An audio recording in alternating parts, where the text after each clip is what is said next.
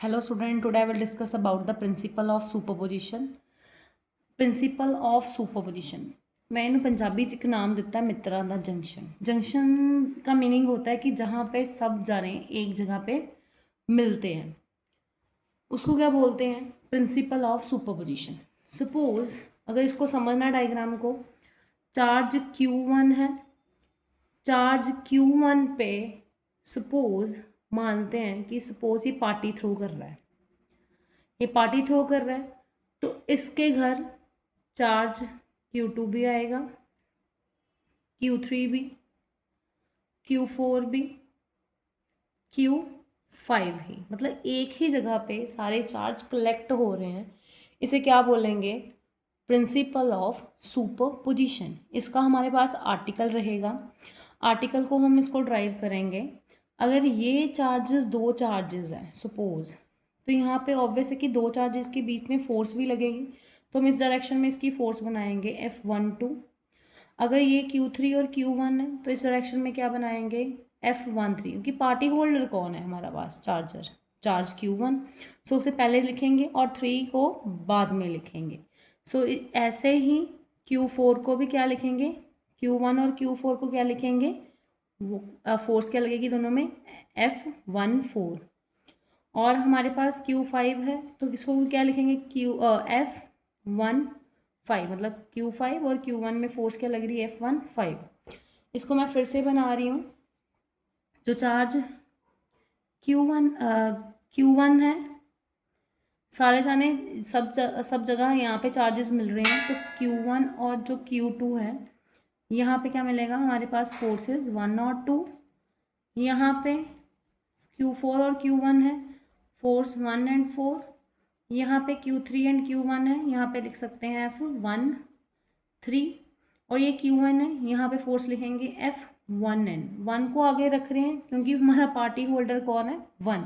Charge 1 पे सब जाने मीट कर रहे हैं, तो हम इसको सबसे पहले लिखेंगे। तो आप डायग्राम को चेंज भी कर सकते हो, Q2 को सेंटर में रख सकते हो, Q3 को, चॉइसेस 0 है। उसके बाद इसको आर्टिकल को ड्राइव करने के लिए principle of superposition of charges का एक और नाम है मल्टीपल ऑफ चार्जेस। इसको मल्टीपल ऑफ चार्जेस भी बोल सकते हैं। इसके लिए हमें पहले तो फोर्स की वैल्यू आपको पता है कि कूलम्स लॉ से मैंने ड्राइव की है पिछले आर्टिकल से। अगर आपने नहीं देखी तो आप विजिट कर सकते हो। F is equals to 1/4πε0 Q1 Q2 divide by R²। अगर आपने 1/4πε0 नहीं लिखना, आपको नहीं अच्छा लग रहा, तो आप K भी लिख सकते हो, क्योंकि हमने K कॉन्स्टेंट की वैल्यू ही लिखी थी। Q1 Q2 divide by R²। हमारे पास पीछे वाली डायग्राम को मैं फिर से एक्सप्लेन नहीं कर रही, जस्ट लिख रही हूँ। यहाँ पे फोर्स आएगी F12, सपोज ये Q3 है तो यहाँ पे फोर्स F13। हमारे पास Q फोर्स है तो यहाँ पे F14। अगर Qn है तो फोर्स F1n। तो हमने 1 बाय 1 पहले हम लिखेंगे F1, 2 फोर्स फॉर्मूला लगेगा 1/4πε0 Q1 Q2 divide by R² से इक्वेशन 1।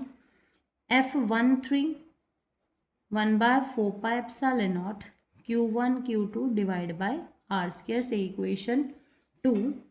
F14 1/4, देखो सॉरी, यहाँ पे 1 और 3, यहाँ पे फिर चार्ज 1 और 3 रहेंगे। यहाँ पे चार्ज 1 और 4 पे फोर्स लग रही है तो चार्ज लिखेंगे Q1 और Q4 डिवाइड बाय R² से इक्वेशन 3।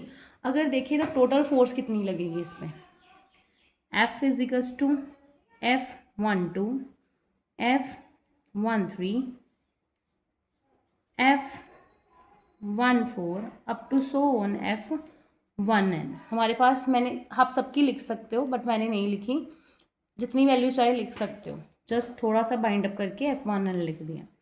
अगर हम सब्सिट्यूट करें Fn की वैल्यू भी लिख रही हूँ, 1/4πε0 Q1 Qn divide by R²।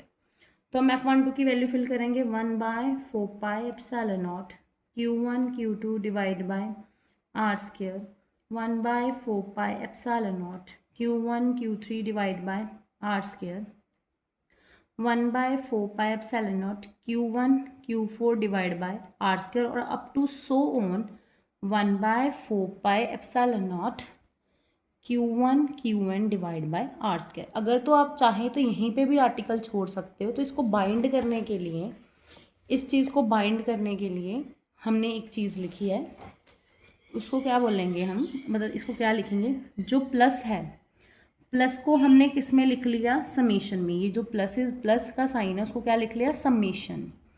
और देखना 1/4 1/4 इसमें भी आ रहा है, इसमें भी आ रहा है और इसमें भी आ रहा है, तो हम क्या निकालेंगे, कॉमन निकालेंगे।